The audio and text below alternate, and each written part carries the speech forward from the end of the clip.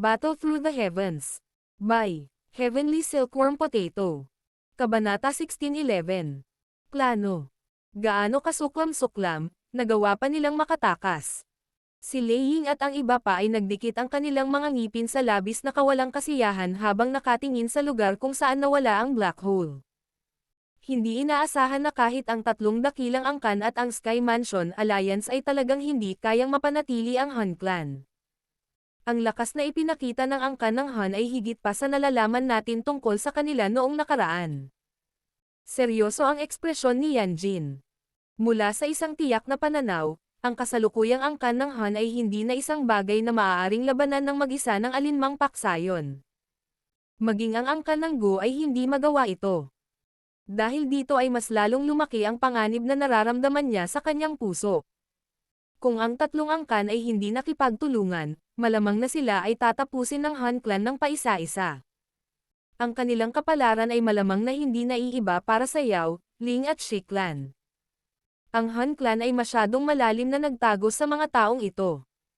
Si Gu Yuan, na ang buhok ay magulo, ay may mukha na hindi pangkaraniwang seryoso.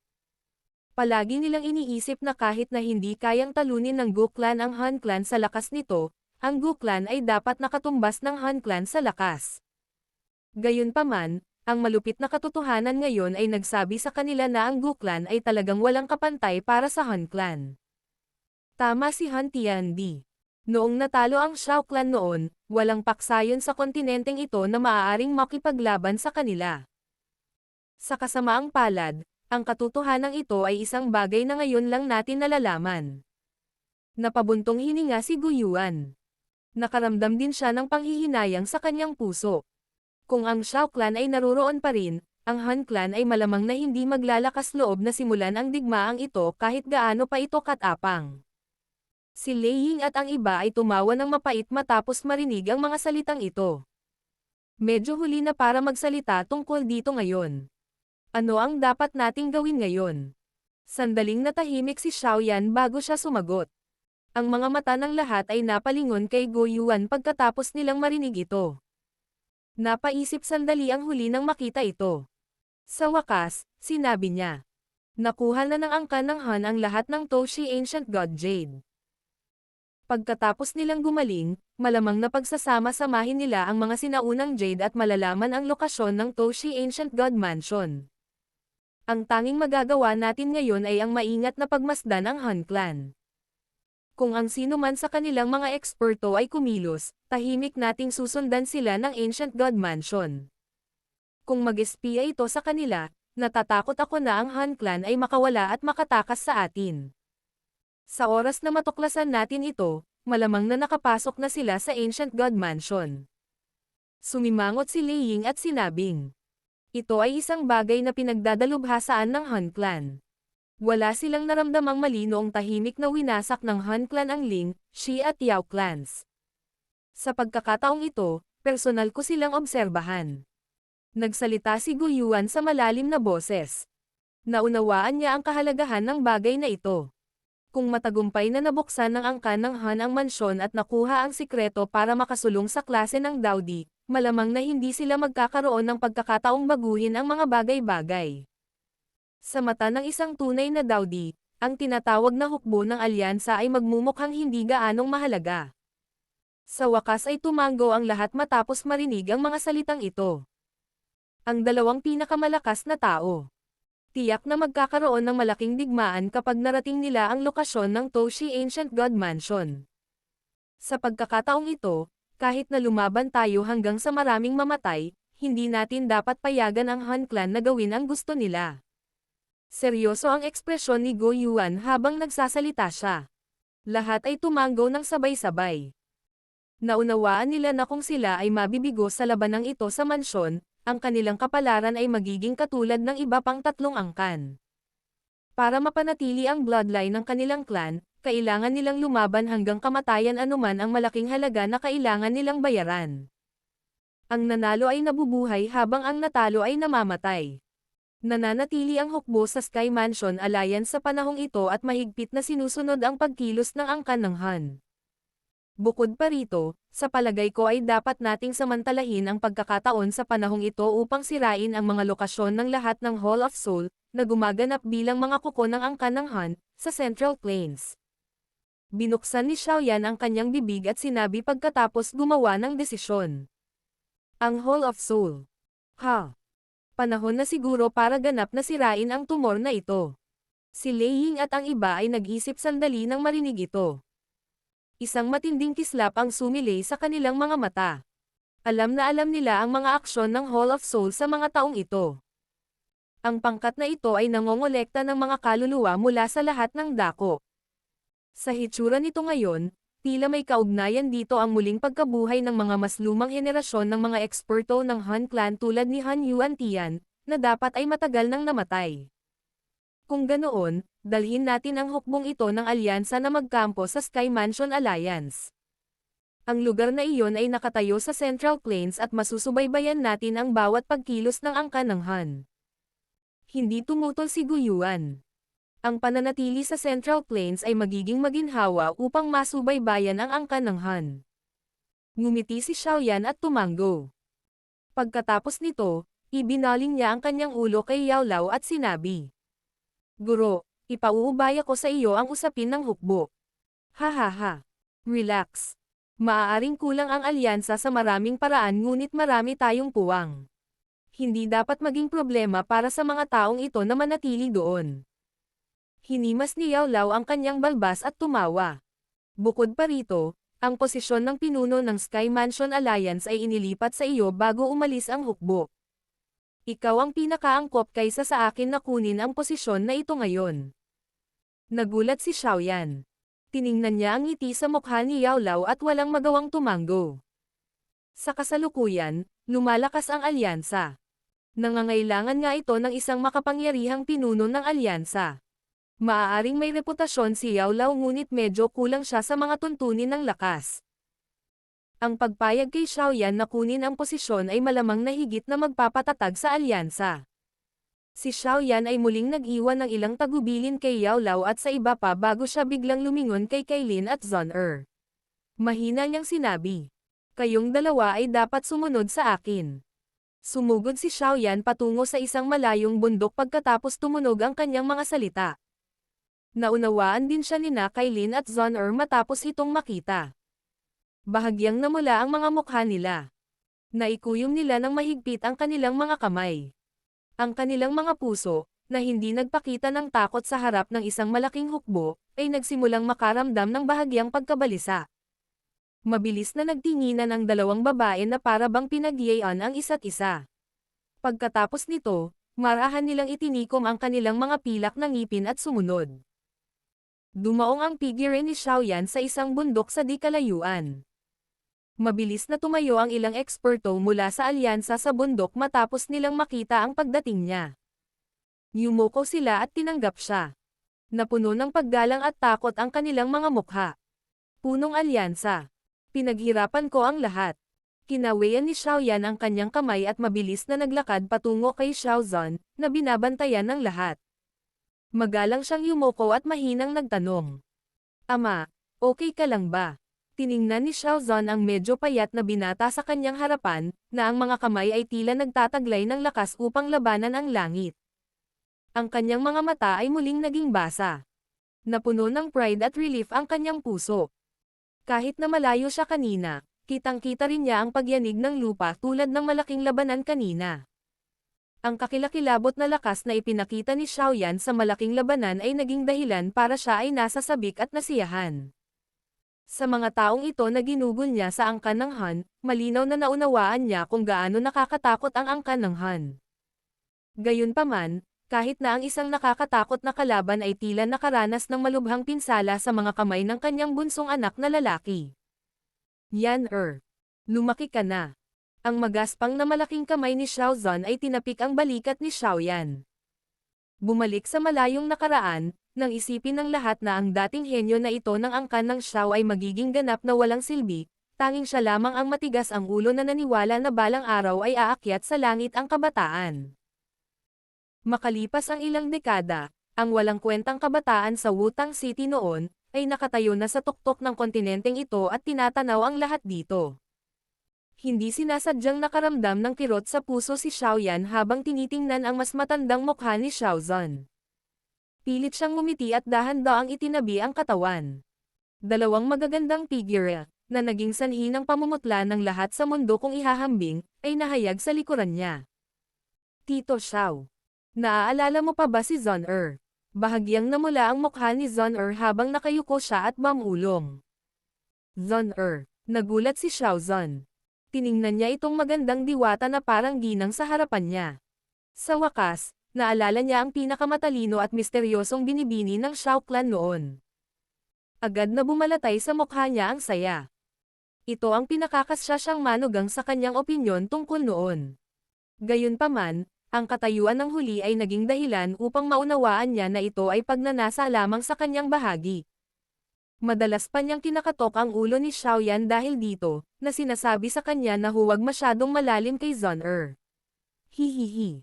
Ama, si Zon-er ay kasalukuyang miyembro ng ating Xiao clan. Lumapit si Xiaoyan kay Xiaozan at natatawang sinabi. Munting brat. Talagang hindi mo binaygo ang iyong ama. Ang matandang mukha ni Xiaozan ay nagpakita ng malaking kagalakan matapos itong marinig. Tumama ang palad niya sa likod ni Xiaoyan. Namula ang mukha ni Zon-er sa kahihiyan matapos marinig ang usapan ng dalawa. Ang kanyang mukha ay makinang at kaakit-akit. Sino ito? Saglit na natuwa si Xiaozan bago biglang tumingin ang kanyang mga mata kay Kailin sa gilid. Ang huli ay tahimik na nakatayo sa isang sulok na may nakakaakit at nakakatuksong anyo.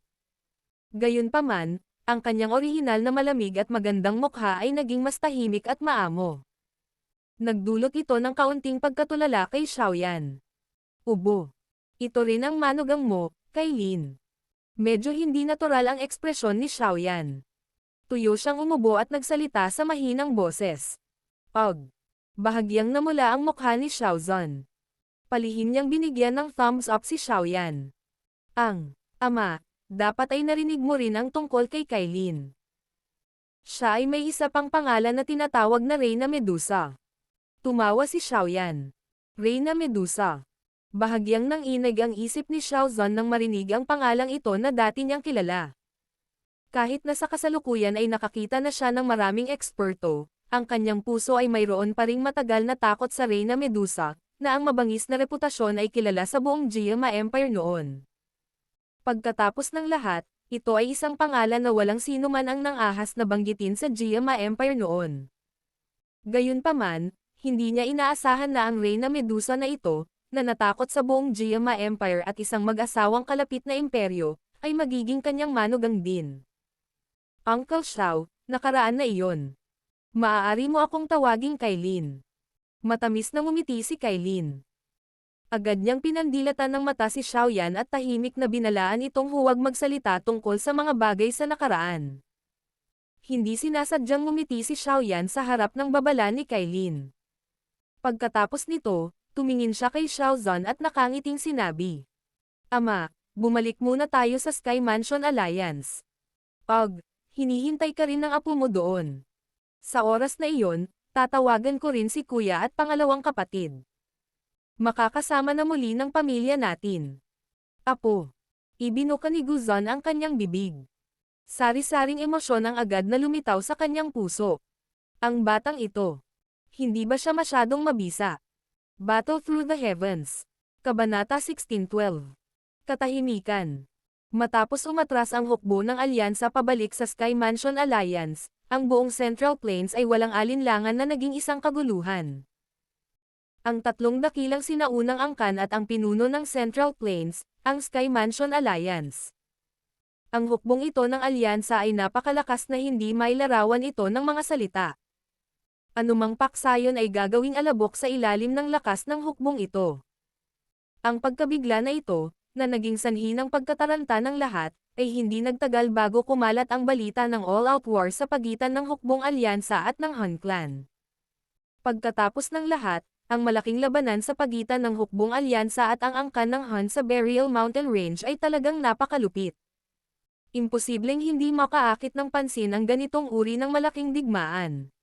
Kaya naman, sa sandaling natapos ang malaking labanan at umatras ang hukbo ng alyansa, nagsimulang kumalat ang balita ng labanan sa bawat sulok ng Central Plains. Ang ilan sa mga paksayon, na may ilang salungatan sa Sky Mansion Alliance, ay tahimik na nakahinga ng maluwag matapos marinig na ang target ng hukbong alyansa ay ang Han Clan. Sa lalong madaling panahon, gayunpaman, naramdaman nila na ang pinakakakilakilabot na bagyo sa loob ng 1,000 taon ay malapit ng tanggayan sa Central Plains gamit ang kanilang matalas na pandama. Ang bagyong ito ay magiging walang kapantay na matinding. Ito ay maraming beses na mas masahol kaysa sa anumang digmaan sa nakaraan. Maraming paksayon ang nagsimulang hindi mapalagay sa harap ng napipintong bagyong ito. Ang labanan sa pagitan ng mga nakakatakot na pag-iral ay malamang na magdulot ng labis na kakilakilabot na pagkawasak sa Central Plains. Ito ay malinaw na isang panganib na hindi maaaring maliitin para sa mga paksayon na naninirahan sa Central Plains. Kahit na saglit silang maantig ng isang digmaan sa antas na ito, malamang na ang kanilang buong paksayon ay mawawasak. Kaya naman, ang mga paksayon na iyon, na matatagpuan malapit sa Sky Mansion Alliance, ay nagmamadaling umalis sa kanilang mga lupain pagkatapos na magtayo ng kampo ang hukbo ng alyansa sa Sky Mansion Alliance. Natatakot sila na sila ay magdusa mula sa ilang hindi sinasadyang pag-atake kapag nagsimula ang digmaan, na magreresulta sa isang kahabag-habag na kapalaran. Hindi pinansin ni Xiaoyan at ng iba pa ang kaguluhang ito sa Central Plains.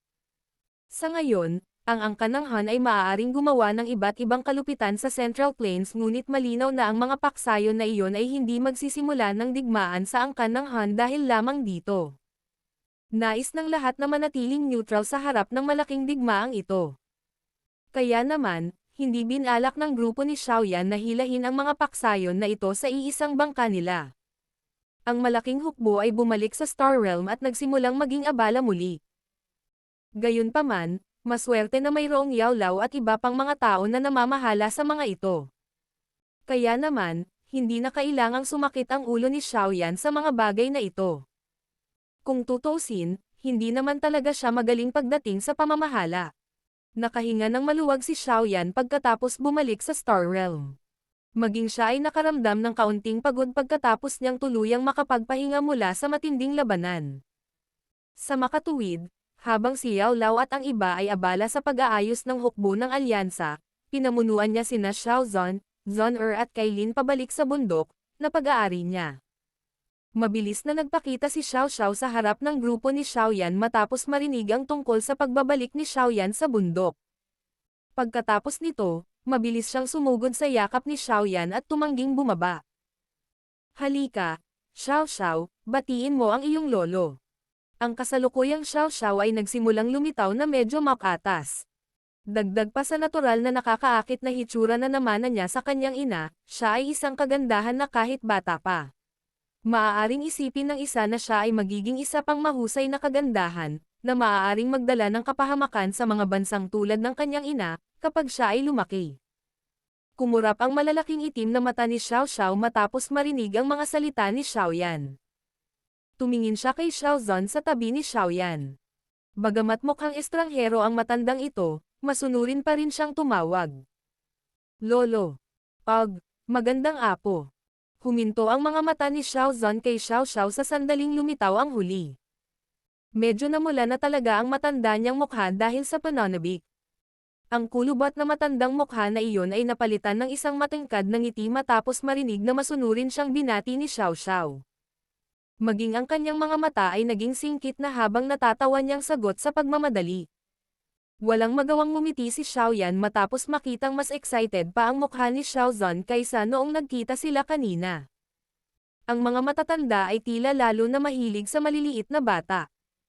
Kung tutuusin, sa nakita nila, ang pagpapatuloy ng kanilang bloodline ang pinakamahalaga sa isang clan. Halika, yayakapin ka ni Lolo.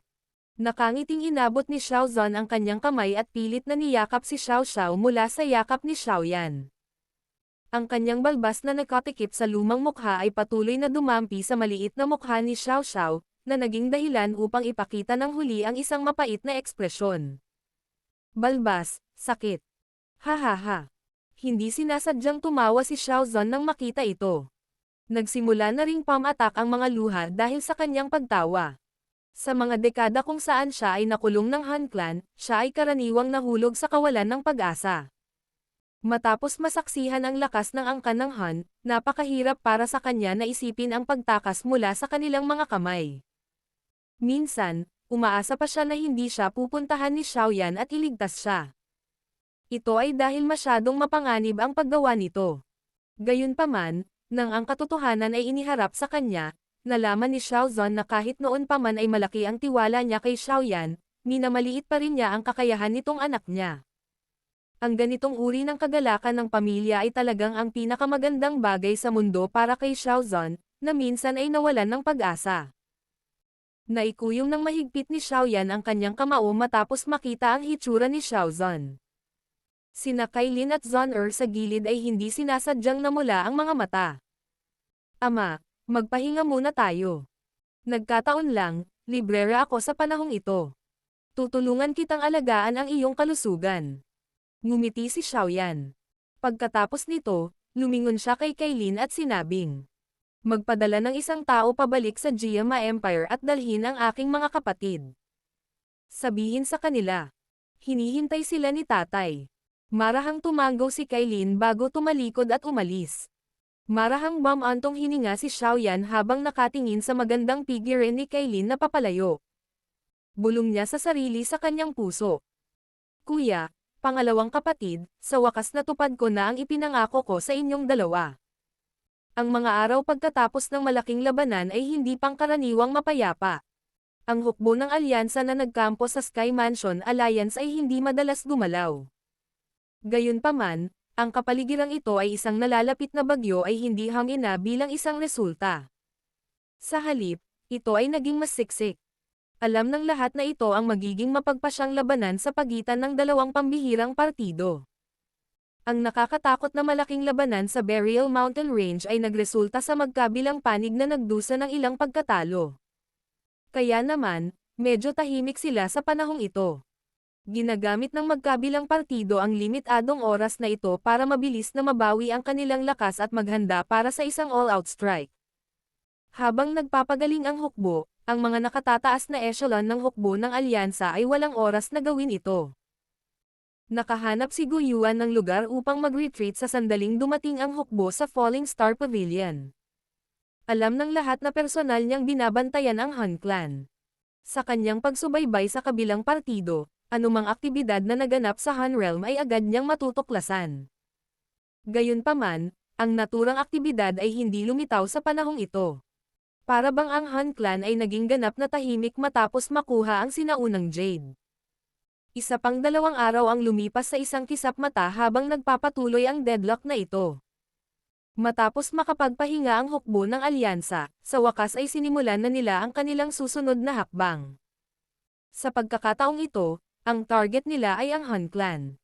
Ang mga malalakas na individual mula sa lahat ng dako ay maayos na hinati sa maraming grupo na lumipad palabas mula sa Star Realm.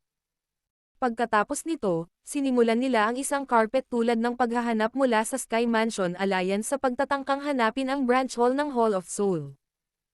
Sa harap ng napakadetalyadong paghahanap na ito, ang mga sangay na bulwagan ng Hall of Soul ay sunod-sunod na nalantad. Gayunpaman, matapos ang hukbo ng alyansa na pumasok sa branch hall na ito, natuklasan nila na ito ay ganap na walang laman sa loob. Iilan lamang sa mga branch hall ang mayroon pa ring mga eksperto mula sa Hall of Soul na nagbabantay dito. Gayunpaman, ang ganitong uri ng proteksyon ay hindi nakapagdulot ng anumang sagabal sa hukbo ng alyansa. Sa ilalim ng napakalakas na paghahanap na ito ng hukbo ng alyansa, ang lahat ng mga sangay na bulwagan ng Hall of Soul sa Central Plains ay ginawang kaparangan. Kahit na ang pinakamahalagang Sky at Earth Hall ay nawasak ng makapangyarihang hukbo ng alyansa.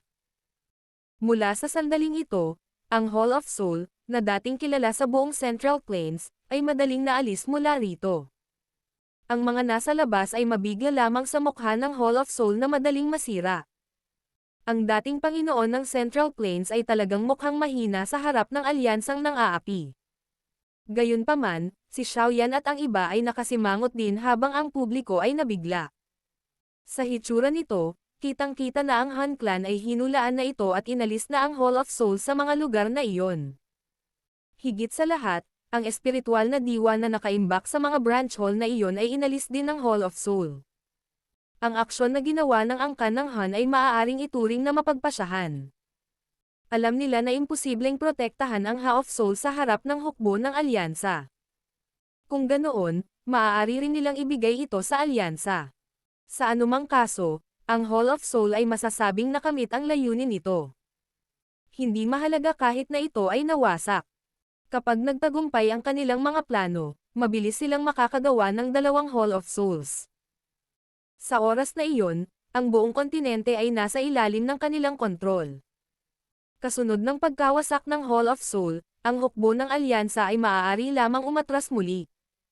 Pagkatapos nito, inilagay sila sa labas ng Han Realm sa harap ng maraming pares ng mga mata bilang paghahanda sa anumang aktibidad na posibleng lumitaw. Sa panahong ito, naglakbay din sina Xiao Ding at Xiao Li sa wormhole na naset up na. Direkta silang nakarating sa Star Realm mula sa hilagang kanlurang bahagi ng kontinente. Natural lang na may nakakaantig na eksena nang muling magsama ang mag-ama. Ang eksenang iyon ay naging sanhi ng pamumula ng mga mata ng marami at ang sakit ng kanilang mga puso. Sino ang makakaasa na ang orihinal na ordinaryo ngunit maswerteng Xiao Clan ay mauuwi sa paghihiwalay dahil sa paglitaw ng Han Clan mula sa kung saan? Ng kanyang dalawang kapatid, nasiyahan din si Xiao Yan sa isang panahon ng kagalakan mula sa muling pagsasama, na matagal na niyang hindi naramdaman. Bukod pa rito, nagtanong din siya tungkol sa mga usapin ng Yan Alliance. Ang alyansang ito na itinatag niya noon, ay kasalukuyang hindi may kakailan na pinakamalakas na paksayon sa kasalukuyang hilagang kanlurang bahagi ng kontinente. Gayunpaman, walang plano si Xiao Yan na gamitin ang lakas ng Yan Alliance. Mula sa pananaw ng Central Plains, maaari lamang itong ituring na isang medyo malakas na paksayon. Kaya naman, walang kabuluhan na isuot ito sa hukbo ng alyansa. Matapos masiyahan sa isang yugto ng oras ng pamilya, muling itinoon ni Xiao Yan ang kanyang isip. Ang usapin ng Hall of Soul na natipon ang lahat ng Toshi Ancient God na si Jade ay tinitimbang sa kanya. Kahit na siya ay kasalukuyang nakapasok sa D-State Soul, siya ay kulang pa rin kung ikukumpara sa isang 9-star Daosheng tulad ng Nihility Devouring Flame. Kaya naman, bago mahanap ng Han Clan ang Toshi Ancient God Cave, kailangan niyang dagdagan ang kanyang lakas sa lalong madaling panahon. Sa ganitong paraan, magbibigay daan ito sa kanya na magkaroon ng ilang karagdagang trump card kapag kaharap ang isang kalaban tulad ng Nihility Devouring Flame. Gayunpaman, pagkatapos maabot ang kanyang antas, ang pagtatangkang itaas ang kanyang lakas sa loob ng maikling panahon ay malinaw na isang napakahirap na gawain. Kaya naman, sa wakas ay pinili ni Xiao Yan na puntiryahin ang 9 mysterious golden lightning na nakatatak sa loob ng katawan ni Little Yi pagkatapos mag-isip ng mahabang panahon. Matapos ang kanyang kaluluwa ay tumuntong sa D-State, mayroon na siyang kakayahan na pinuhin ang lakas na ito, na minsan ay wala siyang magawa. Battle Through the Heavens.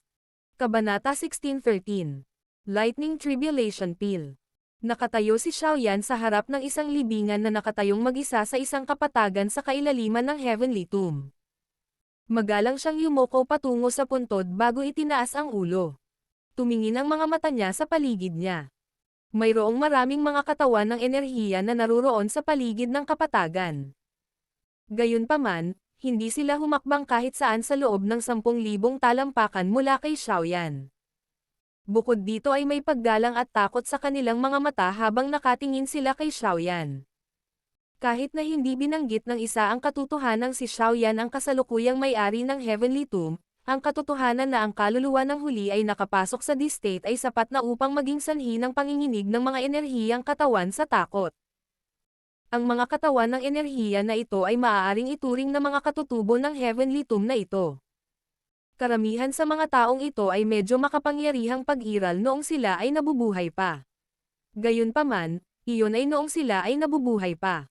Sa sandaling ito, sila ay ilang mga katawan lamang ng enerhiya na makakaligtas lamang sa pamamagitan ng pag-asa sa misteryosong Heavenly Tomb.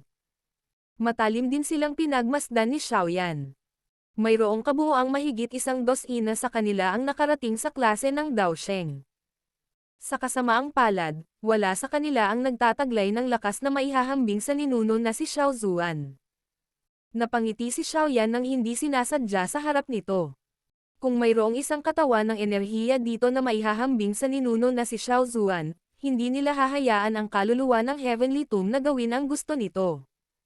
Ang lineup na ito ay maaari ding ituring na isang napakalakas na lakas. Gayunpaman, dahil sa kakaiba ng Heavenly Tomb, hindi nila nagawang umalis sa lugar na ito. Kaya naman, wala silang kaunting tulong kay Xiao Yan. Gayunpaman, kung makakatagpo ako ng isang kaaway sa hinaharap, maaari ko siyang bitag sa pagpasok sa Heavenly Tomb. Hinimas ni Xiao Yan ang kanyang baba at tumawa ng mahina. Agad siyang umupo sa harap ng puntod. Nanlaki ang kanyang mga mata nang magsalita siya sa mahinang boses. Zhu Dao, tulungan mo akong magbantay. Huwag mong hayaang may mangistorbo sa akin. Bagamat maraming mga katawan ng enerhiya sa loob ng Heavenly Tomb, hindi talaga sila pinagkakatiwalaan ni Xiao Yan. Maaari lamang siyang ituring na medyo pamilyar sa Saint Zhu Dao na iyon.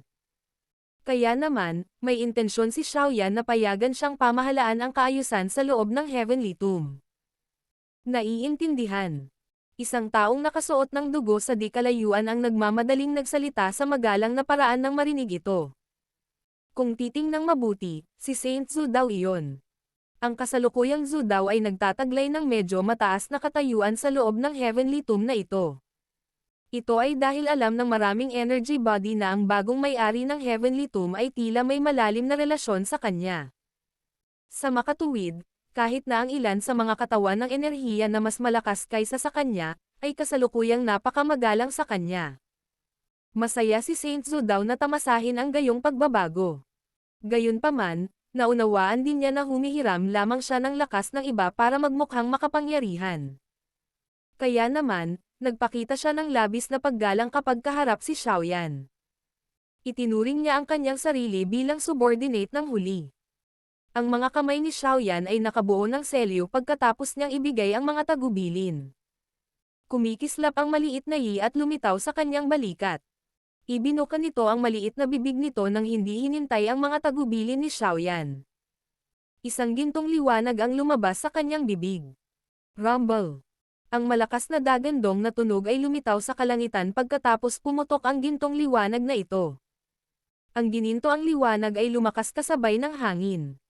Gayunpaman, sa loob ng maikling kisap ng mata, ito ay naging isang gininto ang dragon na kidlat na 10,000 talampakan ang laki. Isang napakalaking arko ng kidlat ang dumampi sa kanyang katawan. Ang dagandong ay nagdulot ng mga alon ng kulog sa kalangitan. Maraming mga katawan ng enerhiya ang nagkaroon ng pagbabago sa ekspresyon matapos makita ang gintong kidlat na dragon na nagpapalabas ng nakakatakot na presyon sa kalangitan. Nagmamadali silang umatras ng malayo. Kung ang kidlat ay bumagsak, malamang na marami ang sasabog sa alabok. Roar! Dumagundong ang kidlat na dragon sa kalangitan. Ang mga mata ng gintong dragon ay walang anumang emosyon. Pagkatapos ng lahat, ito ay kasalukuyang isang uri lamang ng purong enerhiya. Tiningnan ni Xiao Yan ang kidlat na dragon na nagngangalit sa kalangitan at bahagyang ngumiti. Kitang-kita niya ang karahasan at lakas ng enerhiya. Kung noon pa man, baka paminsan-minsan lang niyang mahiram ang lakas nito. Gayunpaman, malamang na napakahirap na gawain upang pinuhin ito. Gayunpaman, maswerte na siya ay sumulong sa kaluluwa ng D-State. Ito ay nagbigay daan sa 9 Mysterious Golden Lightning, na una niyang kinatatakutan, na maging mas karaniwan. Ang enerhiya ng huli ay lalong malakas.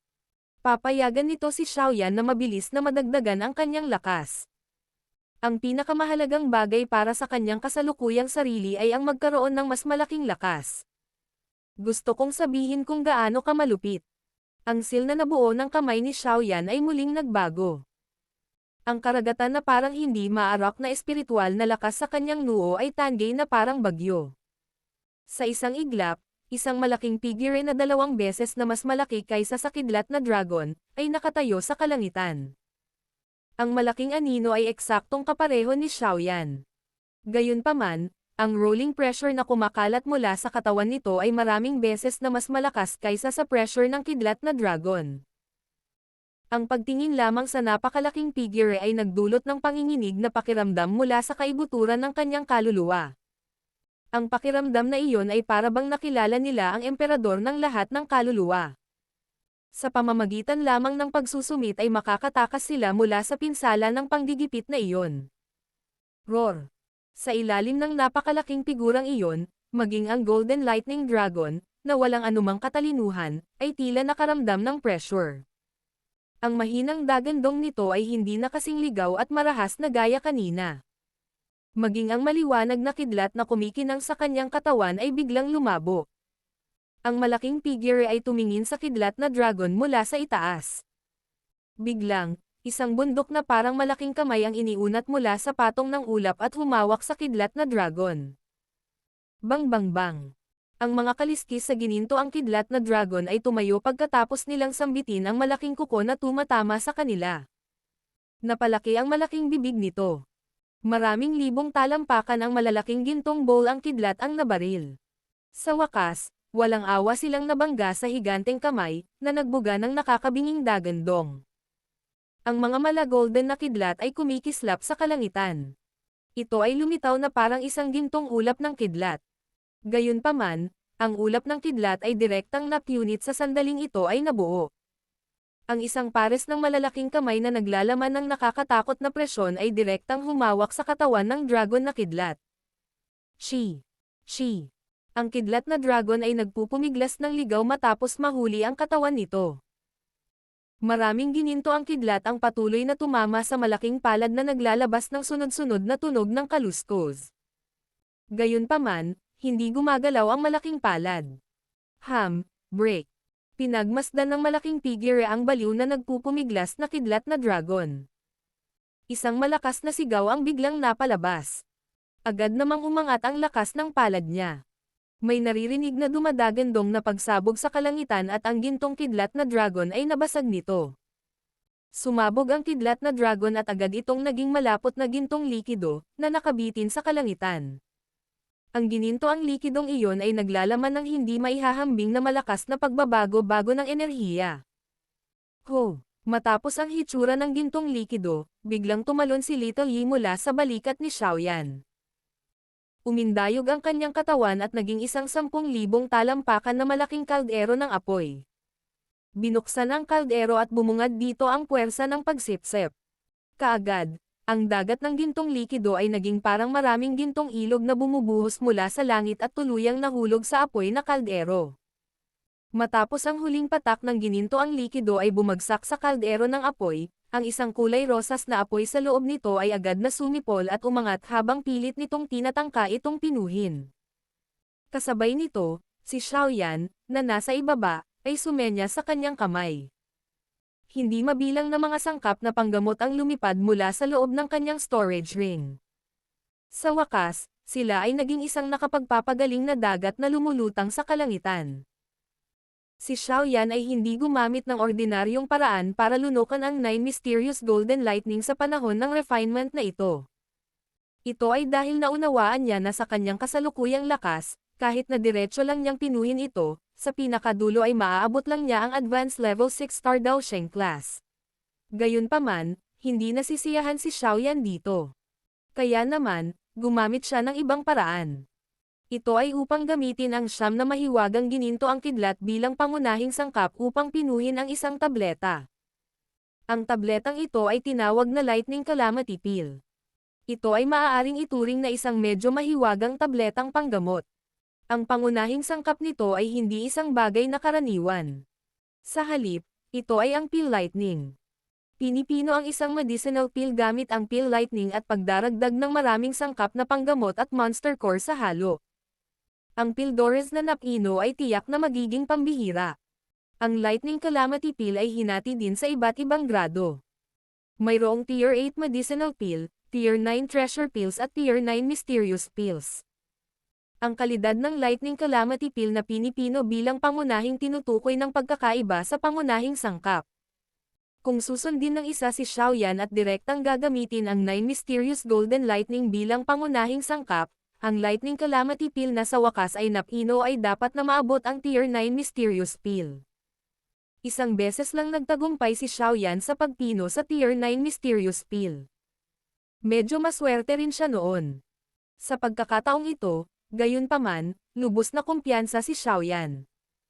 Ang pangunahing dahilan para sa pagtitiwala na ito ay dahil lamang sa ang kanyang kaluluwa ay pumasok sa D-State. Matapos maabot ang antas na ito, ang isa ay bihirang magkamali sa pagpino ng mga table task. Ang anumang mga pagbabago ay matutukoy ng maaga at itatama sa ilalim ng pagmamasid ng kaluluwa ng D-State. Kaya naman, hindi talaga nag-alala si Xiaoyan na sisirain niya itong siyam na misteryosong gintong kidlat lamang niya. Ang kanyang kaluluwang D-State ay nagbigay sa kanya ng sapat na pagtitiwala. Ang dagat ng gamot sa paligid ng apoy na kaldero sa kalangitan ay patuloy na bumubuhos sa huli. Ang mga panggamot na sangkap na ito ay direktang naging dalisay na lakas ng gamot sa sandaling pumasok sila sa kaldero ng apoy. Sa wakas, nagsanib sila sa gintong likido. Sa pagtaas ng bilang ng mga sangkap na panggamot na ibinubuhos sa gintong likido, ang likido ay naging medyo makulay din. Ang ibabaw ng likido ay may patuloy na kumikislap na kidlat dito. Sa isang sulyap ay tila napakahiwaga. Ang pagpino sa isang Tier 9 Mysterious Pill ay hindi isang bagay na maaaring gawin kaagad. Gayunpaman, handa na si Xiaoyan para dito. Dahil mismo sa kadahilanang ito ay pinili niya ang Heavenly Tomb bilang lokasyon para sa pagpipino. Sa pagkakaiba ng daloy ng oras ng lugar na ito, dapat ay matagumpay niyang mapino ang Lightning Calamity Pill sa loob ng 1 hanggang 2 buwan. Kaya naman, ang dagandong ng kidlat ay patuloy na umaalingaw sa loob ng Heavenly Tomb sa mga sumunod na yugto ng panahon. Ang malaking kaldero ng apoy ay lumutang sa malayong kalangitan. Ang kulay rosas na apoy na iyon na kumalat ay naging sanhi ng maraming enerhiyang katawan na nakadama ng taos pusong sindek. Nagpatuloy ang eksenang ito ng halos 1 buwan. Gayunpaman, 6 na araw lamang ang lumipas sa Central Plains. Matapos ang pagpipino na ito ay tumagal ng 1 buwan, si Xiaoyan, na mahigpit na nakapikit, ay dahan-dahan ding binuksan ang mga ito. Napatingin ang mga mata niya sa kalderong apoy sa langit at ngumiti. Kumalat ang gintong liwanag sa loob ng kaldero ng apoy. Ang gintong likido ay nalanta na. Gayunpaman, ang laki ng kamao na matengkad na ginto tulad ng medicinal pill na orihinal na matatagpuan sa gitna ng gintong likido, ay tahimik na lumulutang sa kaldero. Maraming gininto ang kidlat ang patuloy na tumulo mula sa paligid ng medicinal pill habang naglalabas ng dumadagandong na tunog. Ang Tier 9 Mysterious Pill, Lightning Calamity Pill, ay matagumpay na napino. Battle Through the Heavens. Kabanata 1614. 7-star daw Sheng.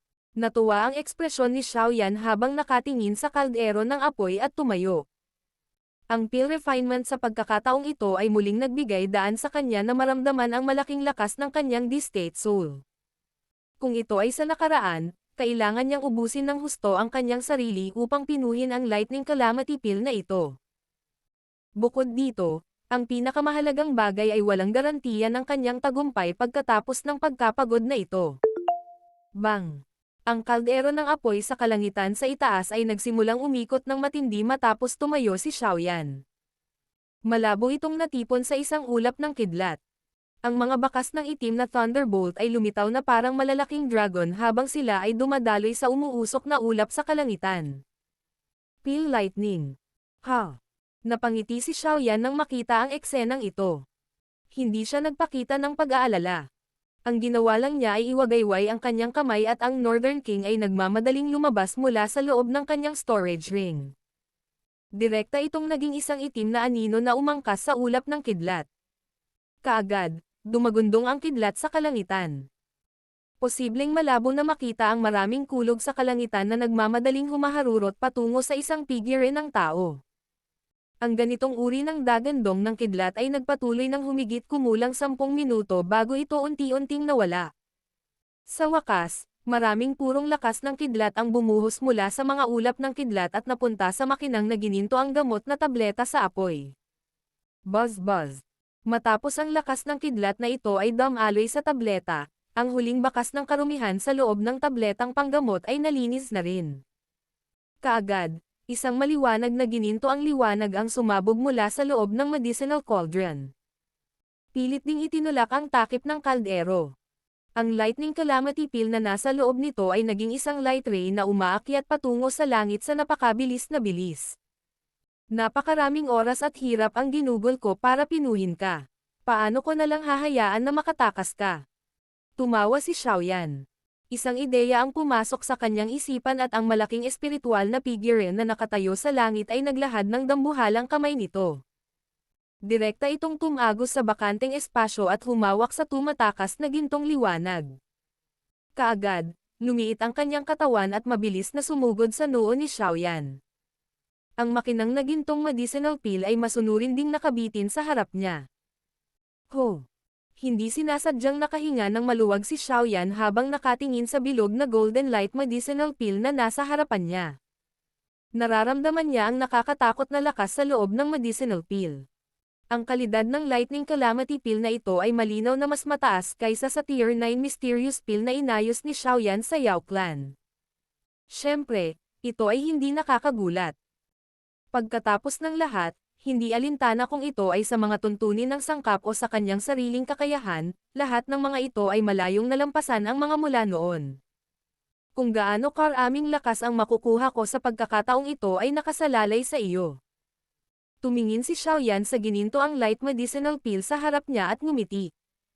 Agad niyang tinakpan ang mga mata gamit ang mga kamay.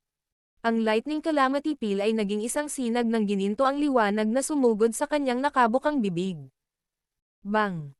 Ang lightning calamity peel ay kakapasok lamang sa katawan ni Xiaoyan nang kumalat ang isang walang katulad na ligaw at marahas na ripple mula sa loob nito.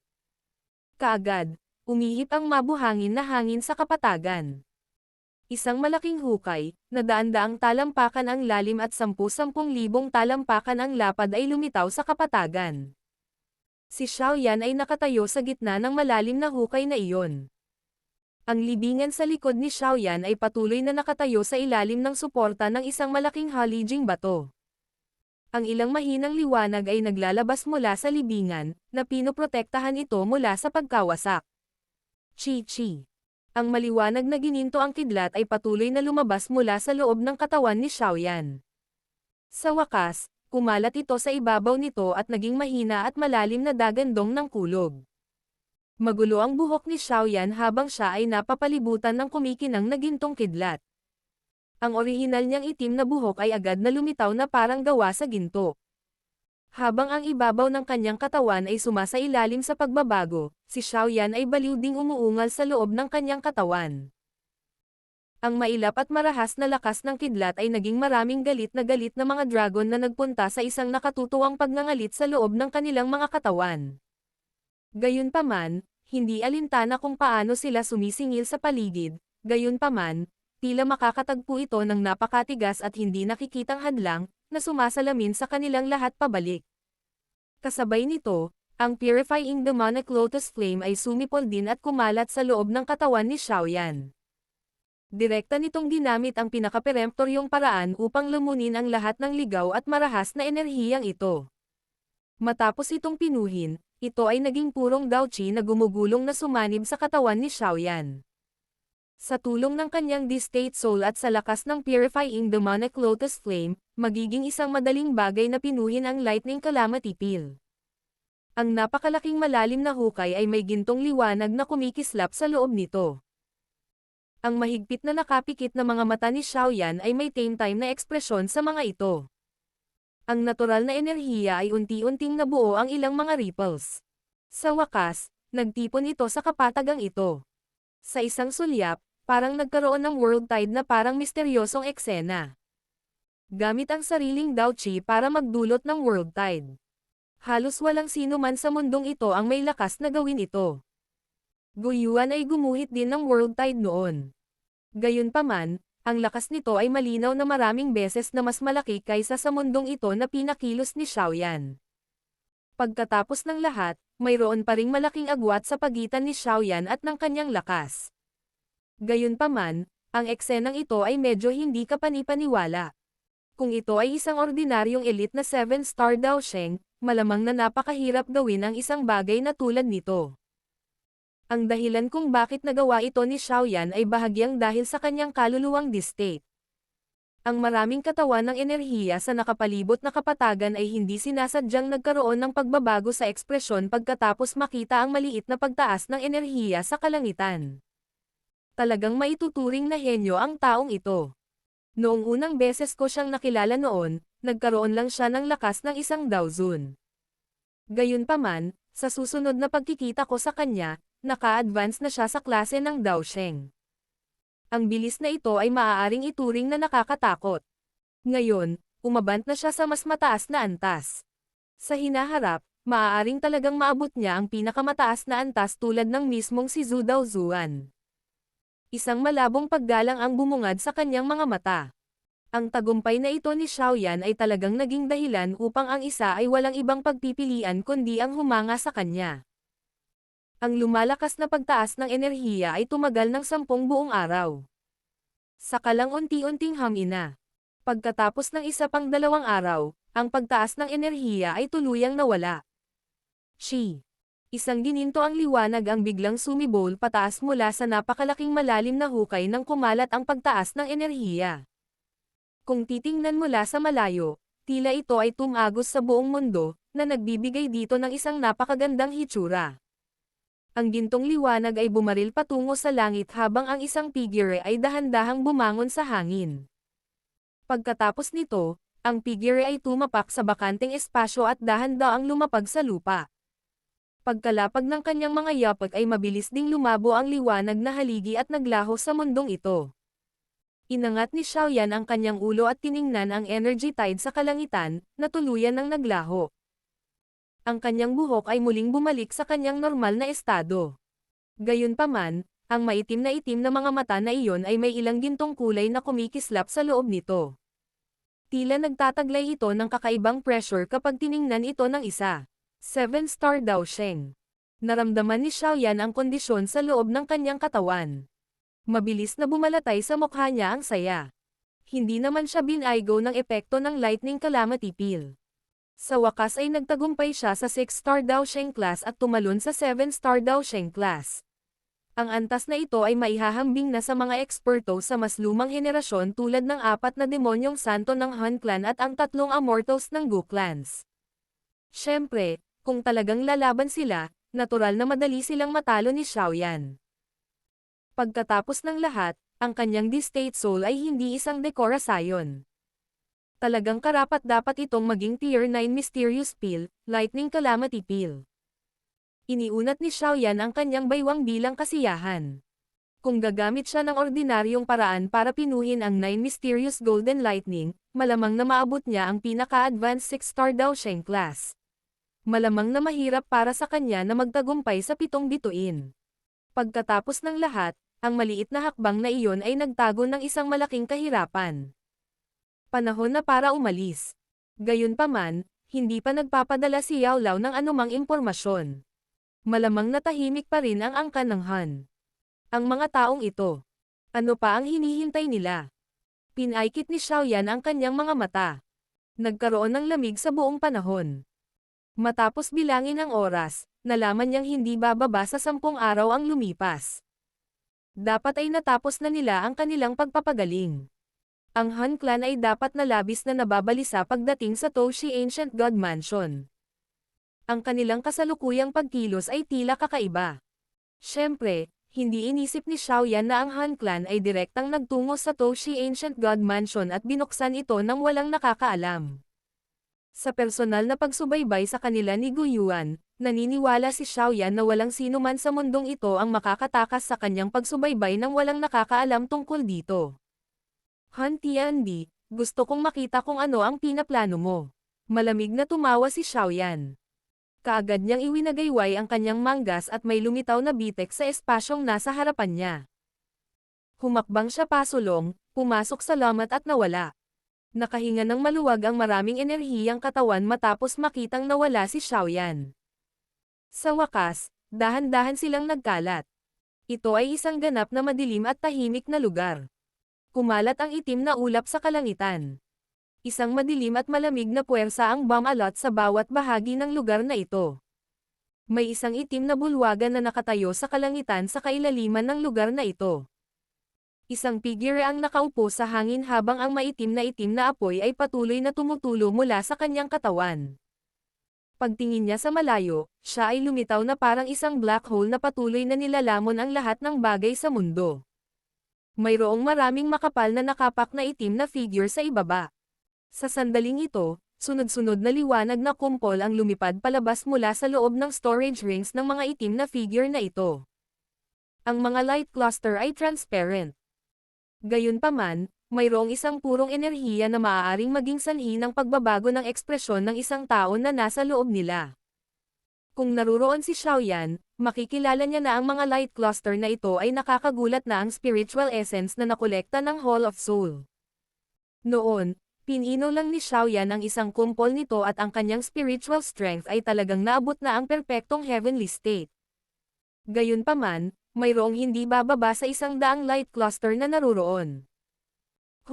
Ang loob ng itim na figurang nakaupo sa kalangitan ay biglang nagbuga ng mabangis na hangin na parang tunog. Agad na lumabas ang itim na apoy sa lahat ng direksyon. Isang suction force ang sumabog at talagang sinipsip nito ang maraming spiritual essence light cluster dito. Ang spiritual essence na ito ay direktang nilamon pagkatapos makipag-ugnayan sa itim na apoy. Sa parami ng spiritual essence na pilit na nilalamon ng figure, ang isang alon ng nakakatakot na espiritual na pagbabago ay unti-unting naglalabas mula sa loob ng katawan ng itim na figure. Roar! Ang pagbabago-bagong ito ay naging mas malakas. Sa dulo, ito ay naging halos totoo, na naging sanhi ng puwang mismo na maging pangit. Isang mababa at malalim na dagandong ang lumabas sa bibig ng itim na figure. Biglang tumayo ang itim na figure. Ang napakalaking espiritual na pagbabago ay agad na sumabog sa lahat ng direksyon tulad ng isang bulkan. Pagbasti sa pagsulong ni Ginoong Nihility sa Distate Soul. Agad na yumoko ang makapal na itim na figure sa ibaba matapos maramdaman ang napakalaking espiritual na pressure. Umalangaw-ngaw ang kanilang magalang na boses sa loob ng lugar na ito, dahilan upang bahagyang manginig ang lupa. Haha! Ang itim na figure sa langit ay hindi sinasadyang tumawa patungo sa langit. Mabilis na lumingon ang kanyang mga mata sa isang figure sa bundok sa ibaba at tumawa. Han Tiandi, oras na para tipunin ang 8 jade at alamin kung saan matatagpuan ang Toshi Ancient God Cave. Battle Through the Heavens. Kabanata 16:15. Probing the Ancient God Mansion. Isang figure ang nakatayo habang nasa likod ang kanyang mga kamay sa bundok. Inangat niya ang kanyang ulo upang tingnan ang Nihility Devouring Flame sa kalangitan at mahinang ngumiti. Ang kanyang puting damit ay naging dahilan upang siya ay tumayo sa tila madilim at masasamang monotonous na espasyo. Gayunpaman, walang sino man ang nangahas na tanungin ang kakaibang ito. Ang mga mata ng lahat ay puno ng pananabik at paggalang kapag nakatingin sa kanya. Ang taong ito ay malinaw na ang pinuno ng angkan ng Han Clan, si Han Tiandi.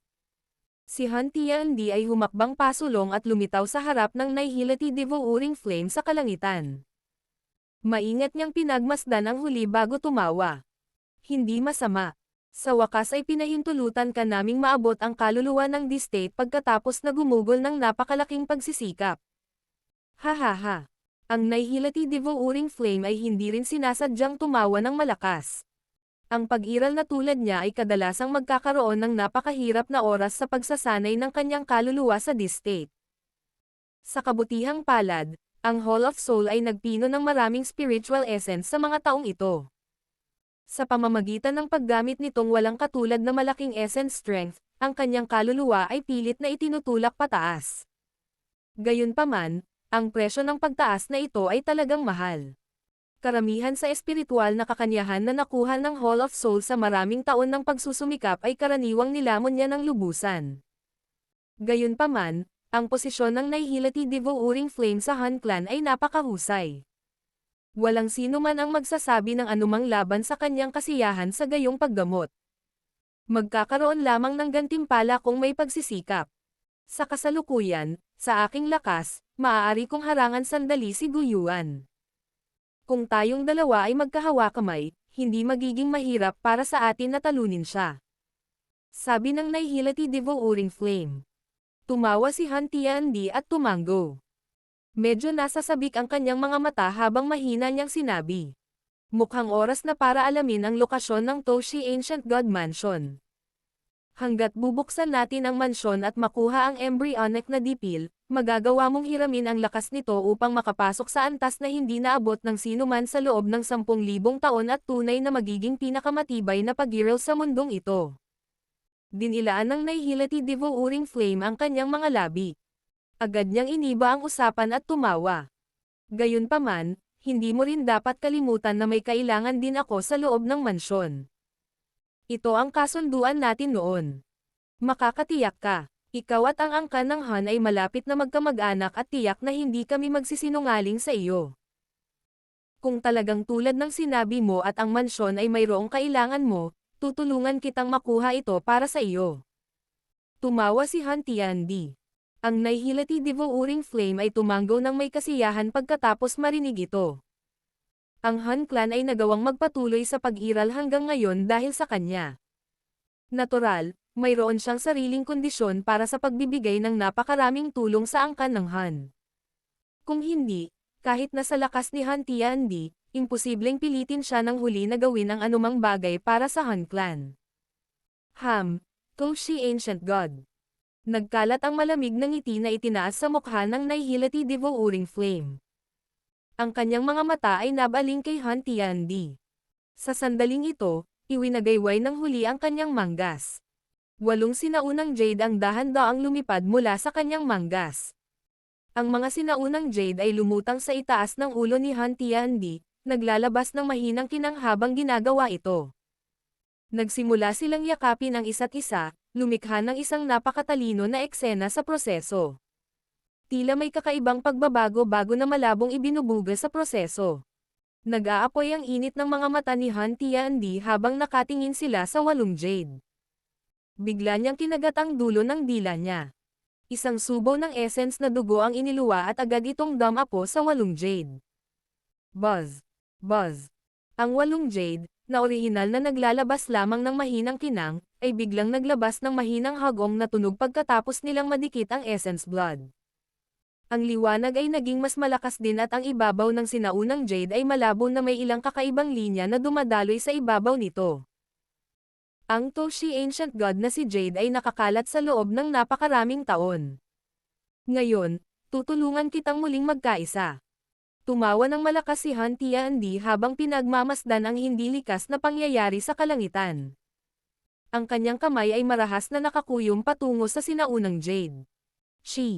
Matapos kuyuman ni Han Tiandi ang kanyang kamay, ang 8 sinaunang jade ay nagsimulang direktang magsanib.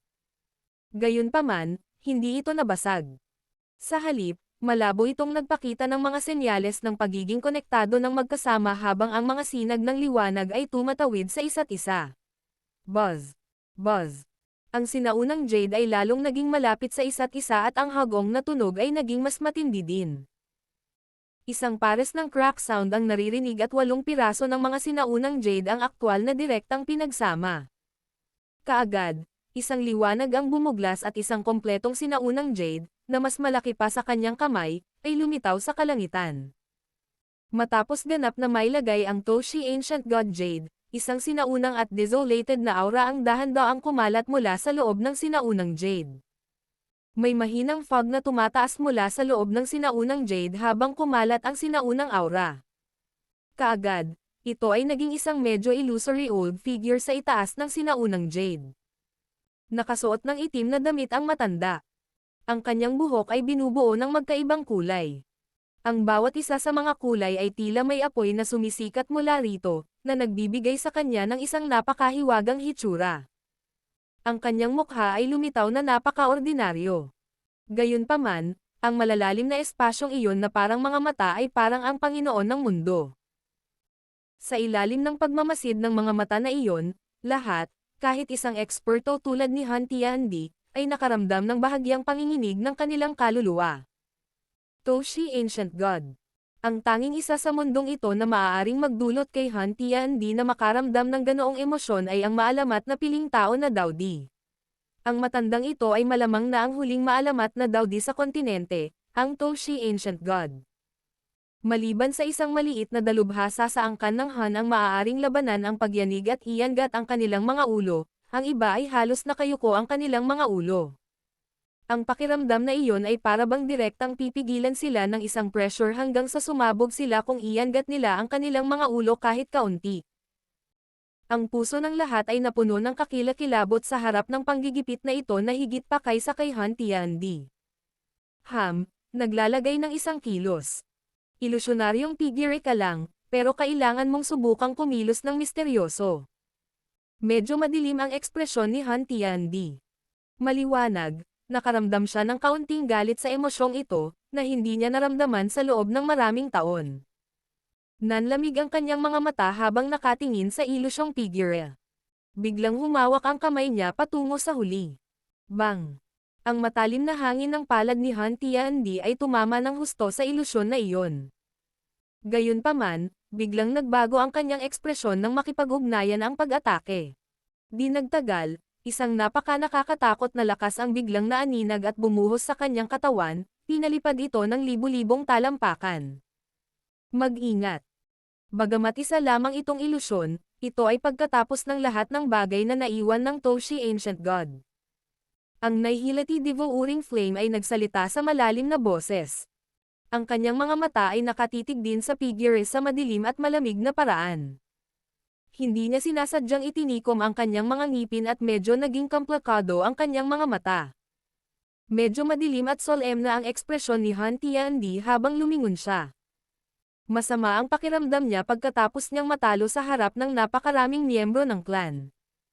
Nakakunot ang noo niyang tinanong. Paano natin masisira ang ilusyon na ito? Bakit ka ba nababalisa? Inilibot ng Nihility Devouring Flame ang kanyang mga mata at sinabing. Ang lokasyon ng Toshi Ancient God Mansion ay nakatago sa mga mata ng illusory figure. Oh, namangha si Han Tiandi sa narinig. Itinoon niya ang kanyang isip at tumingin sa mga mata ng illusory figure na iyon. Ilang sandali pa, unti-unting naging seryoso ang ekspresyon niya. Tila may nakikita nga siyang mga larawan ngunit hindi ito malinaw. Lokong Toshi Ancient God. Talagang mayroon pa rin siyang pamamaraan. Kahit na ang isang ordinaryong tao ay makakolekta ng lahat ng 8 jade, magiging mahirap malaman ang lokasyon ng mansyon kung hindi niya alam ang sikreto nito. Bulalas ni Han Tiandi. Kahit na may lakas siya, kusa pa rin siyang nagpakawala ng papuri sa harap ng pamamaraang ito. Nihility, mukhang kailangan kitang problemayan. Ngumiti at tumango ang Nihility Devouring Flame. Ang magkabilang mata niya ay biglang nakulayan ng purong itim na kulay. Dalawang sinag ng liwanag ang lumabas mula sa kanyang mga mata at pumasok sa mga mata ng illusory figure. Naaninag ang liwanag at isang akala, na pinalaki ng maraming beses, ay lumitaw sa espasyo kung saan naaninag ang itim na liwanag. Ito ay pinaikit ni Han Tiandi ang kanyang mga mata at tumingin sa figure sa kalangitan. Ito ay napakalawak at banyagang rehiyon. Sa isang sulyap, masasabi na ang rehiyong ito ay hindi matatagpuan sa Central Plains. Ang akala ay dumaan sa mga bundok malapit sa dayuhang lupain. Pagkatapos nito, bigla itong inilipat pababa at direktang pumasok sa malalim na ilalim ng lupa. Isang dagat ng apoy ang kumalat sa lugar habang ang walang katapusang dagat ng magma ay lumitaw. Saan ang lugar na ito? Napakunot ng noo si Han Tiandi. Mula sa eksenang ito, ang dagat ng magma na ito ay dapat na matatagpuan sa ilalim ng lupa. Gayunpaman, imposible pa ring mahanap ang eksaktong lokasyon nito sa pamamagitan lamang nito. Ang akala ay nagpatuloy sa pakikipagsapalaran sa malalim na dagat ng magma. Sa pagtaas ng lalim nito, isang uri ng misteryosong nilalang ang biglang sumulpat dito. Ito ay isang uri ng butiki na parang nilalang. May kabangisan sa mga mata ng nilalang. Matapos lumitaw ang ganitong uri ng butiki na parang nilalang, nagsimulang lumitaw ang isang sinaunang pintuan ng bato sa kailaliman ng mundo ng magma. Ang tuktok ng pintong bato ay may 3 salita. Dowdy Mansion. Crack. Biglang tumigil ang eksena nang huminto ang mga mata ni Han Tiandi sa 3 malabong sinaunang salita. Marahan din siyang bamantong hininga. Nadagdagan din ang pananabik sa kanyang puso. Ano sa tingin mo? Hindi ako pamilyar sa lugar na iyon. Malamang na hindi pa ako nakakapunta doon. Ang Nihility Devouring Flame ay tumingin kay Han Tiandi at nagtanong. Hindi rin ako pamilyar dito. Kumunat ang noo ni Han Tiandi. Ang kontinente ng Daochi ay medyo malaking lugar. Bagamat ang eksenang ito ay nagpakita ng medyo malawak na rehiyon, hindi magiging madali ang pag-lock sa eksaktong lokasyon sa loob ng maikling sandali. Saglit siyang nag-isip bago iwinagayway ang kamay. Sumugod ang 4 na santo ng demonyo sa isang iglap. Sinulyapan lang sila ni Han Tiandi at nagsalita sa walang pakialam na boses. Alalahanin ang terrain na nakita mo, kabilang ang mga kakaibang aspeto ng bulubundukin at iba pa. Pagkatapos nito, ipasa sila sa mga miyembro ng clan na nasa labas pa rin. Hilingin sa kanila na gamitin ang lahat ng kanilang lakas upang maghanap sa bawat posibleng lugar. Dapat nilang kumpirmahin ang terrain. Sabihin sa kanila na huwag bumalik kapag nabigo sila. Ang 4 na santo ng demonyo ay nagmamadaling tumugon ng may paggalang at nagsimulang magbigay ng mga tagubilin. Nararamdaman ko na sinusubaybayan tayo ni Guyuan. Kung magpapadala tayo ng malaking grupo ng mga eksperto, tiyak na makukuha nito ang atensyon niya. Ang Nihility Devouring Flame ay nagsabi. Ayos lang. Kukumpirmahin muna namin ang lokasyon. Magkakaroon ako ng sarili kong pamamaraan pagdating ng panahon. Tumanggaw si Han Tiandi. Inilagay niya ang kanyang mga kamay sa likod at ang kanyang mga mata ay tumingin sa kumikislap na sinaunang jade sa kalangitan. Bulong niya sa sarili. Pagkatapos na gumugol ng napakalaking pagsisikap upang tipunin kayong lahat, hindi ako naniniwala na hindi ko mahanap ang lokasyon ng kuweba.